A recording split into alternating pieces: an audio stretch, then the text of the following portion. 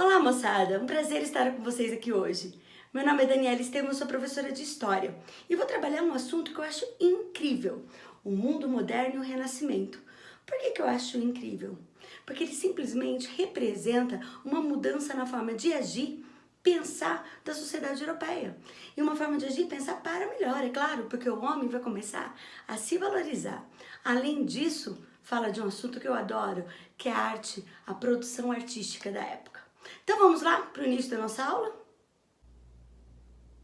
Primeiramente, eu queria analisar com vocês como surge esse mundo moderno. Ele vem da queda do sistema feudal. Vamos relembrar os fatores que levaram à crise e ao fim do feudalismo? Primeiro, no século XIII, eles passam a criar inovações tecnológicas que possibilitam um aumento da produção. Com o aumento da produção, eles passam a comercializar esse excedente, surgindo assim a burguesia e o renascimento do comércio e das cidades. Só que depois eles vão passar por uma série de problemas. Fome, crise econômica, a peste, guerras, principalmente a Guerra dos 100 Anos, os camponeses que vão começar a se revoltar porque os senhores feudais vão para as cruzadas buscando novos comércios, mas o resultado não é o esperado, eles voltam enfraquecidos e começam a aumentar os impostos dos camponeses, que vão se lançar em revoltas. Ou seja, toda aquela estrutura do sistema feudal começa a cair, possibilitando a ascensão de quem? Da burguesia e do comércio, e consequentemente de uma nova forma de pensar e agir. E uma das mudanças nessa forma de pensar e agir está marcada pelo antropocentrismo. Mas antes de mais nada, vamos explicar o que é o teocentrismo. Teocentrismo, teo, Deus. Deus como centro do universo. Ou seja, tudo o que acontece eu explico por Deus. Choveu porque Deus quis. A plantação foi ruim, foi porque Deus está magoado com a população, porque a população não rezou direito. Não estou menosprezando a religião e nem a Deus. Mas existem, eu posso adorar a Deus, manter a minha religião e explicar as coisas pelo quê? Pela razão, pela ciência, pelo conhecimento. E é aí que surge nesse momento o antropocentrismo. O homem como centro do universo. Então eu passo a explicar as coisas pelo homem, pela razão. Então choveu porque houve uma mudança climática. Esfriou também. Né? Então não abandone, vamos deixar isso bem claro. Esse homem moderno, ele não vai abandonar a religião. Ele não vai deixar de ser crente em Deus. Ele só vai passar a buscar conhecimento, entender o mundo que ele vive pela ciência, pela razão. E não mais só pelas explicações divinas. Então essa é uma mudança bem radical para o momento, vocês concordam comigo, né? E a partir desse pensamento, a gente já pode entrar no movimento renascentista. Então o que foi o movimento renascentista? O Renascimento foi um movimento cultural que iniciou na Itália, pois o país, diferente dos outros, vivia as relações feudais com menos intensidade. O comércio foi mantido e desenvolveram um importante sistema de câmbio, já que cada região circulava uma moeda diferente, além da localização que facilitava o comércio com diferentes áreas. E por que foi cultural? Pois as mudanças que estavam ocorrendo na Europa foram acompanhadas através da pintura, escultura, arquitetura, literatura e poesia. Assim a gente consegue perceber que eles utilizaram a produção artística para demonstrar tudo aquilo que eles estavam sentindo e todas as mudanças que estavam acontecendo na Europa. Por isso que eu acho um assunto tão interessante. Aqui a gente trouxe para vocês dois exemplos de produção artística. A primeira é uma escultura feita por Michelangelo. Já ouviram falar de Michelangelo, né? Um grande escultor do período renascentista. Existe uma história, moçada, com relação a essa escultura que ficou tão perfeita que quando ele terminou, ele bateu no joelho dela e disse, parla, né? Ele era italiano e disse, fala, porque a escultura de tão perfeita só faltava falar. Essa pintura, Nascimento de Vênus, foi feita por Sandro Botticelli. E a gente consegue ver toda a perfeição nos detalhes dessa pintura, porque isso é uma característica desse movimento renascentista. É a perfeição, é o homem perfeito como Deus o fez. Então eles não querem desenhar como a gente faz, né? Os meros mortais, um desenho de palitinho, fala, imagina que é uma pessoa. Não, eles querem representar a pessoa da forma como ela é. Por isso que esse movimento é tão incrível. Agora eu vou apresentar para vocês as principais características do Renascimento. Já pararam para pensar por que Renascimento?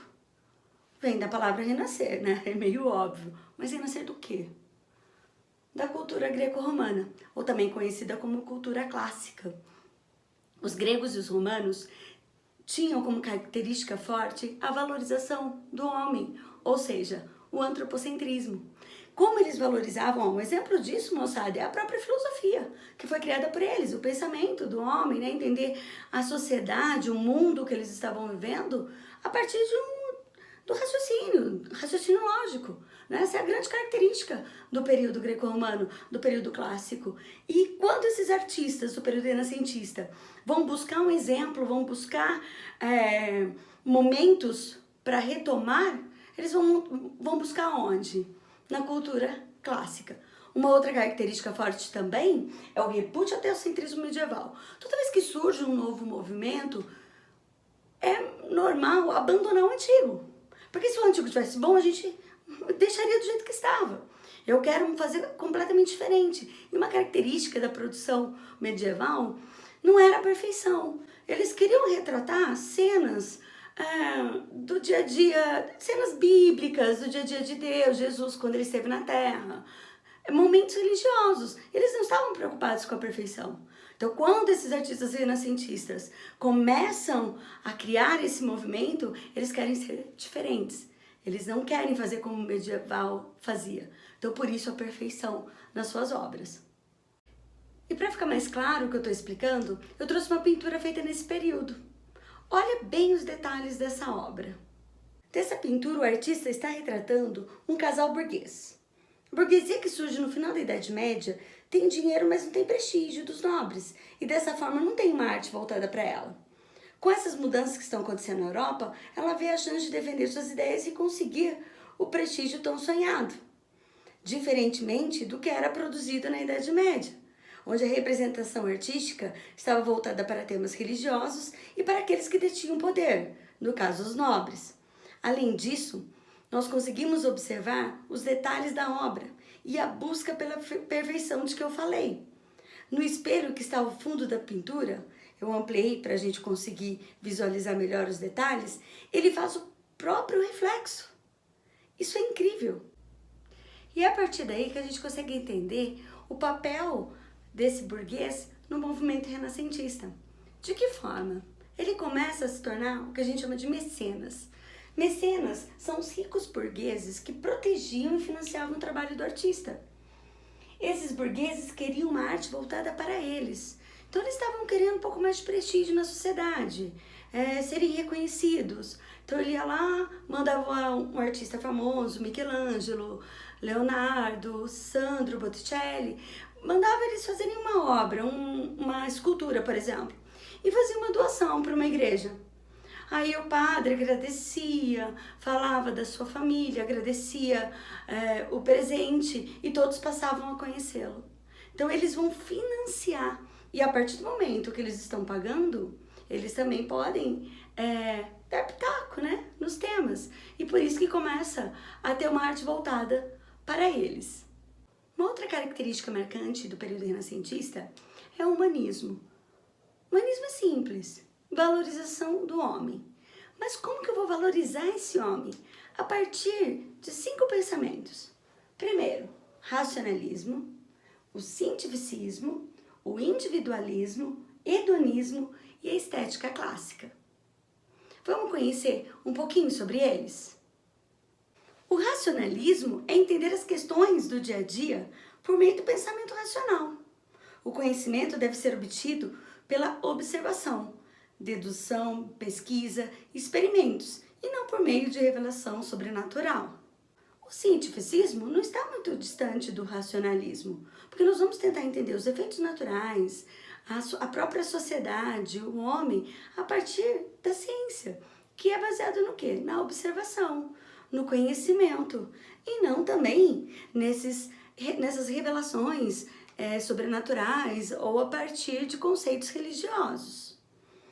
O individualismo é a valorização do indivíduo. Por exemplo, os artistas passaram a assinar suas obras e buscar o reconhecimento pelo seu trabalho. O hedonismo é a busca pela felicidade e as conquistas materiais nessa vida, diferentemente da igreja que pregava a felicidade na vida eterna.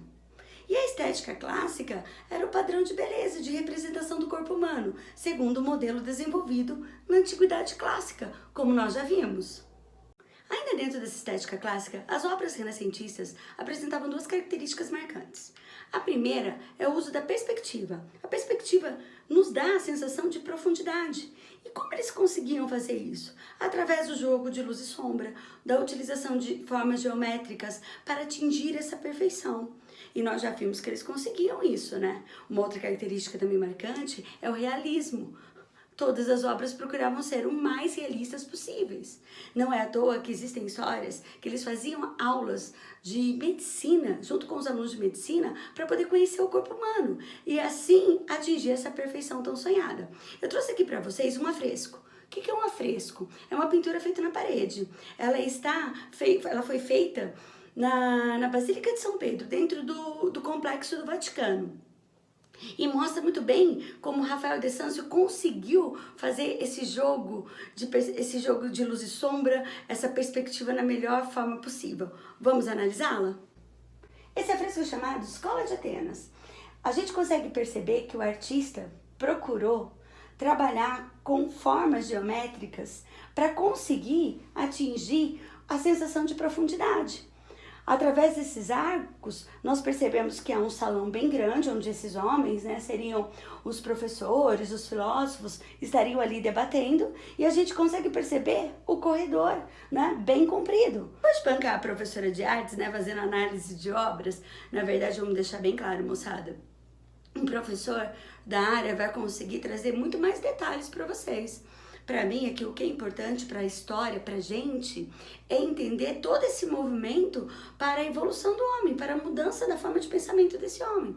Não é à toa que eu trouxe agora uma diferença muito grande que vai acontecer nesse momento, nesse período renascentista. Antes, eles acreditavam na teoria geocêntrica, ou seja, a Terra como centro do universo. Agora, muitos cientistas vão começar a defender o que a gente sabe hoje, que a Terra não é o centro, e sim o Sol. Então é a teoria heliocêntrica. Além disso, novas pesquisas vão surgir, novas áreas de conhecimento, como a geografia, a botânica, a biologia, ou seja, áreas que nós conhecemos hoje e que são extremamente importantes para a gente entender o papel do homem na Terra e como esse planeta evoluiu, como ele funciona. Então, o movimento renascentista foi muito importante por conta disso. E para finalizar, eu vou trazer para vocês os principais artistas renascentistas, começando por Leonardo da Vinci, Michelangelo, Sandro Botticelli e Rafael de Sanzio. Michelangelo ficou marcado pelas obras, pelas temáticas religiosas. Ele foi um grande escultor, é o que ele tinha realmente paixão em trabalhar, mas ele ficou mais conhecido pelo teto da Capela Sistina, que foi uma pintura maravilhosa, feito dentro do Complexo do Vaticano. Depois eu vou deixar para vocês na descrição um link que dá pra gente visualizar por dentro da Capela Sistina e observar todos os detalhes dessa obra maravilhosa. Tem tantas obras de Michelangelo, como Davi, né, que é lindo, Moisés, que eu mostrei no começo da aula, mas uma também que é maravilhosa, foi uma das primeiras esculturas dele, é Pietà.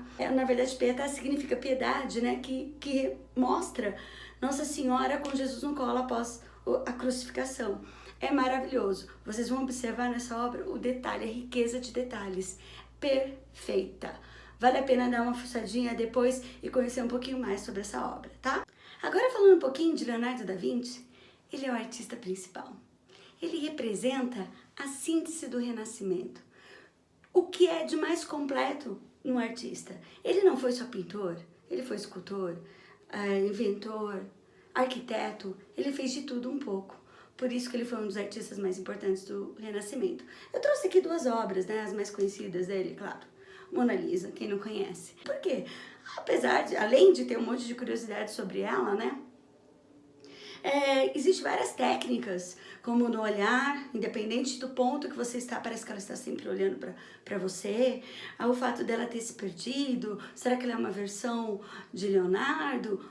muitas suposições e poucas certezas. O que sabe é que ela é uma obra incrível, né? Fora esse sorriso enigmático.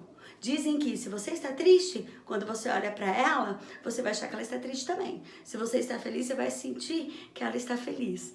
Tudo porque ele fez essa técnica desse sorriso que não dá para compreender, na verdade, como ela estava se sentindo no momento. E também trouxe, né, um dos mais conhecidos, que é a Santa Ceia, que não é uma pintura, um quadro, e também um afresco que está em Milão. Espero que vocês tenham gostado, que tenham percebido a importância do movimento renascentista para a evolução do homem dentro da sociedade europeia. Um abraço e até a próxima!